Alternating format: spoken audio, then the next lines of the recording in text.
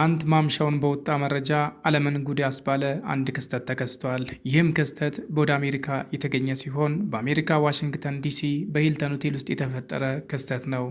ለመሆኑ በዋሽንግተን ሂልተን ሆቴል ውስጥ ምን ተፈጠረ? ዶናልድ ትራምፕንስ ማን በጥይት ሳታቸው? የሚሉትን መረጃዎች ለመመልከት እንሞክራለን። እስከ መረጃዎች ፍጻሜ ድረስ አብራችሁን ቆዩ።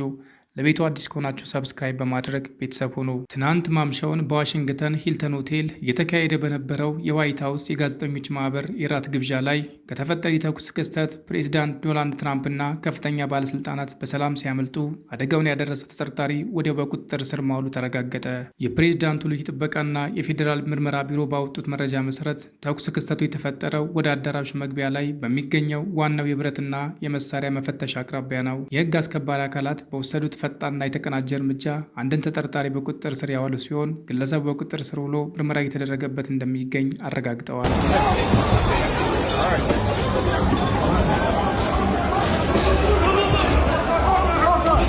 ተጠርጣሪው በቁጥጥር እስኪውል ድረስ በአዳራሹ ውስጥ ከፍተኛ ግርግርና ድንጋጤ ፈጥሮ ነበር። የተኩሱን ድምፅ ተከትሎ ሙሉ ትጥቅ የለበሱ የጸጥታ ኃይሎች መድረኩን በመቆጣጠርና በጠረጴዛዎች ላይ በመስለል ፕሬዚዳንት ዶናልድ ትራምፕና ቀዳማዊት እመቤት ሚላኒያ ትራምፕን፣ ምክትል ፕሬዚዳንት ጄዲ ቫንስን፣ ሌሎችን ታዋቂ እንግዶችን በፍጥነት አሸሽተዋል።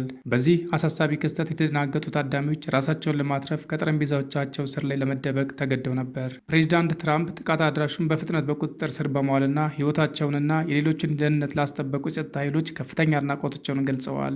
በማህበራዊ ትስስር ገጻቸው ባስተላለፉት መልእክት በዲሲ አስገራሚ ምሽት ነበር። የልዩ ጥበቃና የህግ አስከባሪ አካላት እጅግ ድንቅ ስራ ሰርተዋል፣ በፍጥነትና በጀግንነት እርምጃ ወስደዋል በማለት አመስግነዋል። በፕሬዝዳንትነት ዘመናቸው የታደሙበት የመጀመሪያው የጋዜጠኞች ማህበራት ግብዣ ሲሆን ንግግር ያደርጋሉ ተብሎ ይጠበቅ ነበር። ሆኖም ክስተቱን ተከትሎ የህግ አስከባሪዎች በሰጡት ማብራሪያ መሰረት ታዳሚው ስፍራውን ለቆ እንዲወጣ የተደረገ ሲሆን ፕሬዚዳንት ትራምፕ ዝግጅቱ በ30 ቀናት ውስጥ በድጋሚ እንደሚካሄድ ገልጸዋል።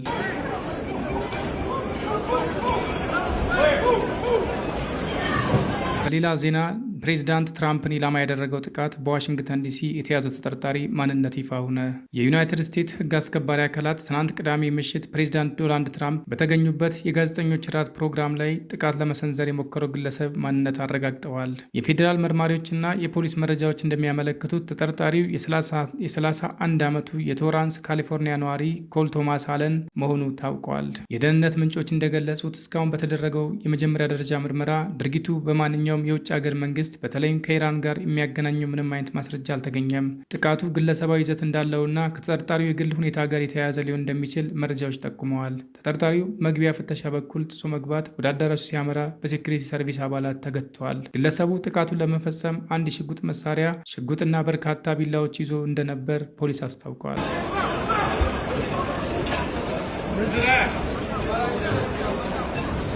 ፕሬዚዳንት ትራምፕ ቀዳማዊ እመቤት ሚላኒያ ትራምፕ እና ሌሎች ከፍተኛ የመንግስት ባለስልጣናት ምንም አይነት ጉዳት ሳይደርስባቸው በሰላም ከመድረክ ተነስተው ወደ አስተማማኝ ቦታ ተወስደዋል። ተጠርጣሪው ኮል ቶማስ አለን በቁጥጥር ስር ውሎ በሆስፒታል የሕክምና ክትትል የተደረገለት ይገኛል። ግለሰቡ በመጪው ሰኞ ፍርድ ቤት ቀርቦ በፌዴራል መኮንን ላይ ጥቃት በመሰንዘር ወንጀል ክስ እንደሚመሰረትበት ይጠበቃል።